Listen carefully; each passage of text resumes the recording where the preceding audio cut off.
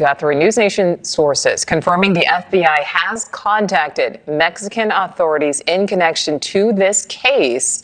Senior correspondent Brian Inton is live for us in Tucson. So, Brian, breaking news here, but you just spoke with Sheriff Nanos last night. He said then that they don't have evidence to suggest Nancy was taken to Mexico.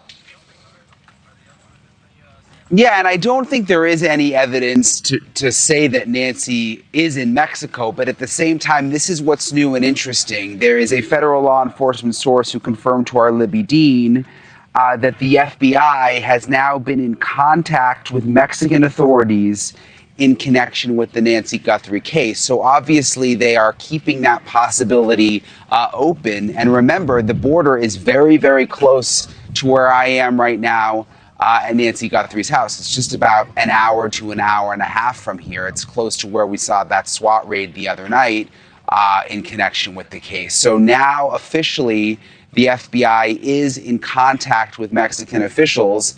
I've been talking to sources here on the ground for the last couple of weeks who all have said the same thing, that this does not appear at all to be cartel related. It shows no signs of cartel involvement, frankly, just because the cartel is very organized in what they do and precise, and they wouldn't go in and kidnap an older woman this way. And then what we saw in the video in terms of, putting grass in front of the camera, they're just, better at it than that. They would have pulled the camera right away. So there's no signs that it's cartel related, but that doesn't mean that whoever did this did not take Nancy to Mexico.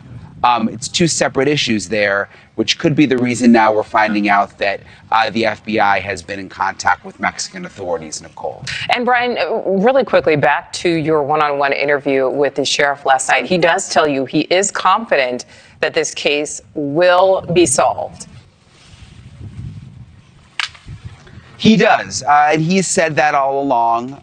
He said he has hope that it will be solved. He does not consider it a cold case, that they are investigating leads every single day. But in terms of specifics, why he thinks it may happen sooner than later, he doesn't really have any. I mean, there's obviously a lot that they're not telling us, Nicole, but he does seem confident that it will be solved for sure. All right, Brian Inton with the latest on this breaking news, live for us there in Tucson. Brian.